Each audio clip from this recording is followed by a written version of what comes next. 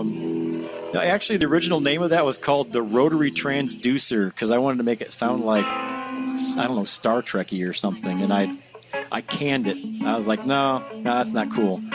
And I wound up, the destination is another question you can ask me, but actually I just wanted it to rhyme with destination. So I made it destination rotation. Yeah, I go with it. And the neat thing is the very first version of it had the destination like in rotation, looking like it was rotating around in an ellipse, like a circle, like an elongated circle. So it actually, like, I had a buddy that went, hey, that's the destination noitator. That's what rotation spells backwards, because it actually went backwards on the script. Destination rotation going around the circle. I don't know. Now, that was some nice Robin Trower right there, too, man. Yeah, it can get some vibey-like tones. Like, for all of you listeners out there, the Leslie speaker was actually a real mechanical object, and somebody tried to create a similar sound in a small, compact form. They called it the Univibe, which is actually like it is a phaser. But at that time, it wasn't like you could go out and buy a phaser. So it was just like, whoa, that's a Leslie speaker simulator. That's what they designed it for. And so, yeah, this can get some kind of similar tone as like less high-end. So you've got all those factors in there making what, oh, man. It's perfect. You're picking the perfect songs for these. Angel's another good one, too. Oh, man.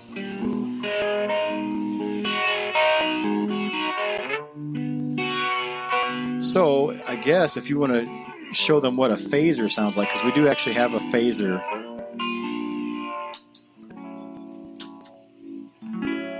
See, now that's the phase, and most of you will notice that from things like, Lynyrd Skynyrd's Freebird, like the opening chorus of those has that swishy. Yeah, like in the 70s, it was like when the Phase 90 came out, it was like everybody had to have one. Yeah. You know. Or how about the old...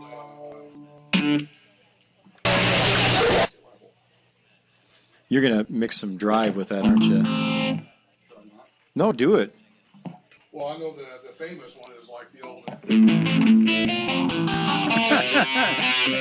Exactly.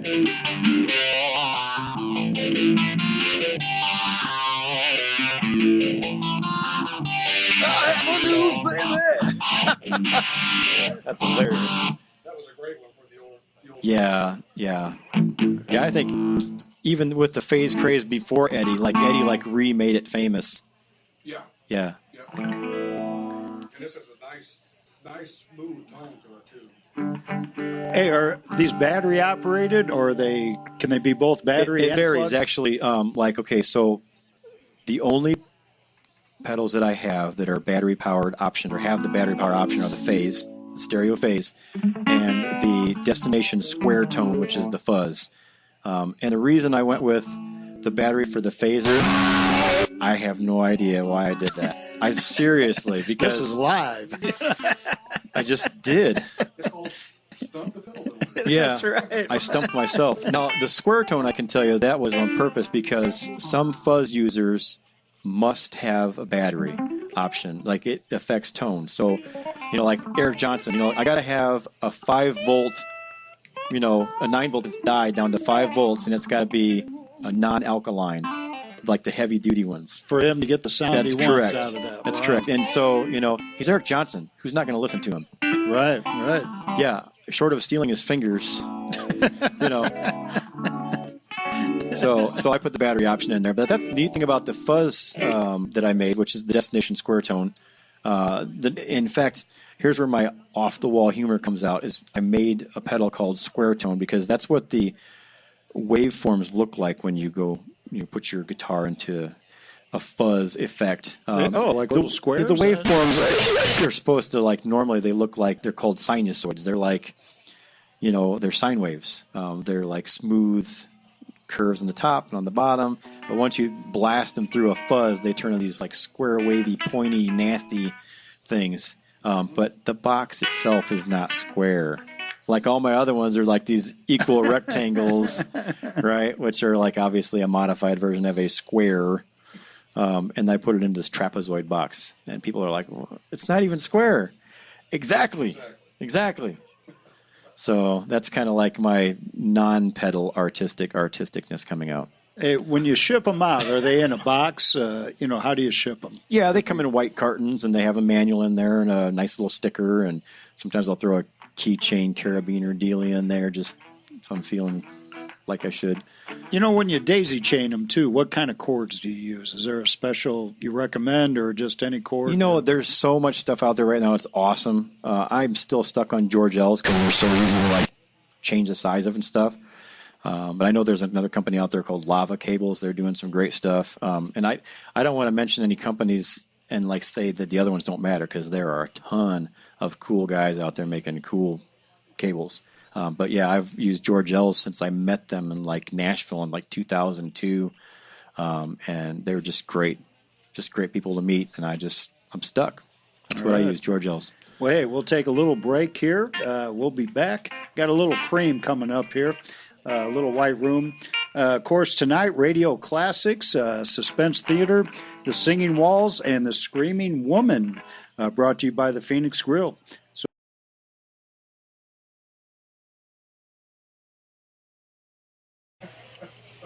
That's weird. I just can't wrap my mind around that. all right, we're back on the air, Iconic Radio. Hey, I want a big thank you to Tom Russell. He was our guest last week. In fact, he'll be on Access LaPorte County Cable TV. It'll be this Friday at 5 p.m. Eastern Time and 4 p.m. Central. Always a thank you to Logan and her mom, Erica, for coming out, too. And you can get a hold of him at T.A. author at gmail.com. And, of course, Adam Nelson. Always appreciate Adam, the owner of Michiana Edge. And he's the one that designed the menus for Iconic Cafe. And it's a beautiful menu. What do you think, Jay? I know I just handed it to you. I'm hungry now. That is what we want to hear. But nice job, Adam. Always appreciate it. He's been with me since the beginning. And, Can I order some of this right now? Sure. Get it out. That's Iconic Cafe. That's what we own. And it used to be the old Wayne's Place, downtown Mishawaka. So that's who sponsors Iconic Radio and stuff. So, but Brenda is the main chef and my business partner, and homemade biscuits and gravy, meatloaf special, Swiss steak. Oh, man. She's got this cast iron skillet, was her dad's, and there's about an inch of crust on it. Oh, it's perfect. 40 years, but... It's called seasoning. Yes, but Brenda's fantastic, so we'll invite you guys down. So we're getting back into the pedals, and you were talking about SAG.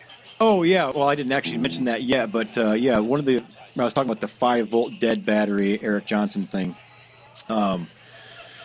So with keeping that in mind, I put a sag control on my fuzz, so you can actually dial it in from at 3 volts left in your 9-volt battery to the full on 4, 5, 6, whatever's on there normally. So you can, when your battery starts to die, you actually get a smoother tone out of those things. So I set it up to do that. Does Eric Johnson know that? Because he'd be buying that pedal. Well, his tastes are so discriminating. I don't know. I have no idea. I'll Facebook him. There you go. Yeah, I could do that. Just have to figure out how to get a hold of him. What's funny is a couple years ago I had a guy call me on the phone. He said, "Hey, this is Eric Johnson." I'm like, "Holy crap!" Apparently, there are more than one Eric Johnsons in the world. I know. And I have a friend now. The guys who did my video for Indiegogo, one of the guys' name is Kyle Johnson, and his brother's name is Eric. But I think it's Eric with a K. But it's still, you hear Eric Johnson, you're like, oh, man. But I wanted to ask the guy, are you the Eric Johnson? I was like, no, I can't ask that. That's terrible. Because everybody's got an identity. It's like everybody's special in their own different way. So, yeah, but he wasn't that Eric Johnson. So, anyhow, so we got the sag control on this fuzz pedal, so you can get anything from splatty rubber band brokenness like that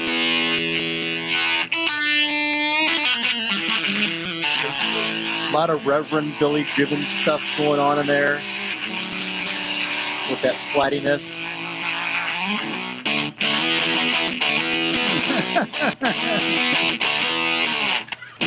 That's in there too, yeah. But then you can get that, just that long sustaining.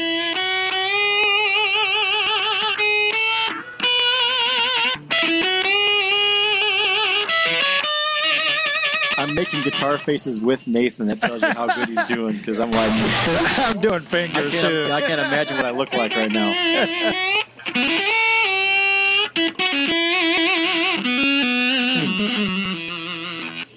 So, yeah, so there's your splatty, rubber bandy, kind of gated fuzz tone there. But yeah, which works good for that solo. That's like one of my favorite solos of all time. And Let's roll a lot of love, yeah.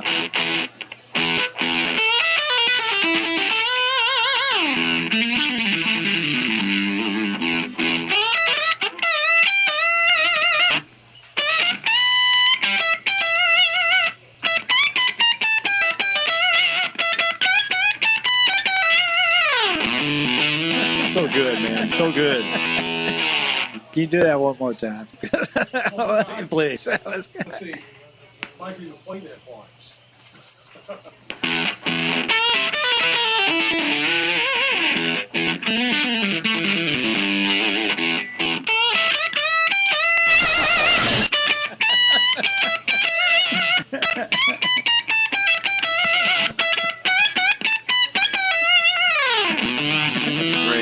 Another thing you can do with that too is you can actually get some Octavia kind of stuff going on if you flip into the neck pickup and roll your treble back and go into the higher register. Hear that?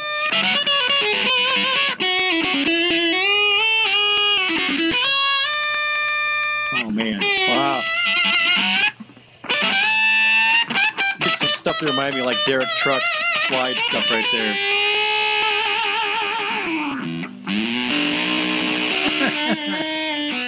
Did we mention Nathan Miles on guitar? Yes. Nathan Miles. Big-handed Nathan Miles, man. Amazing. He gets those really nice tones. It's beautiful. Yes. Very nice. Now, that's with it all the way up to the splatty. That's the splatty sound, yeah. You can violin it up if you want to turn that sag knob all the way back. Now, is there an instruction book that comes with these pedals too for these people? No, it's all guesswork. Every single bit of it. No, I'm just kidding. Now, look, there are people that do that. Kind of like, why give them an instruction manual? Because they're just pieces of art. And it's true, but yeah, we do give instruction manuals. I like to give people a glimpse into my brain, and they may cringe, but some people will identify with me, like that whole square tone in a trapezoid box. I've had several people get it like instantly. I'm like, dude, cool. So yeah. So yeah, open the instruction manuals at your own risk, because I throw in my own brand of humor. And so now you're playing with the smooth, right? The violin-y kind of, yeah. Which I thought was kind of a reminiscent for the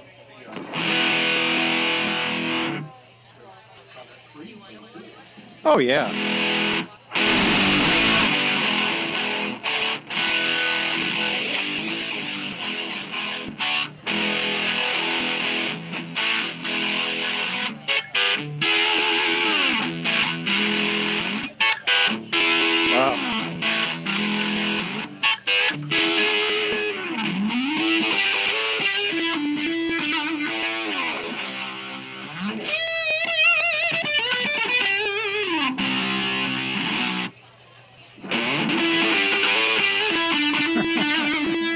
I love that whole album.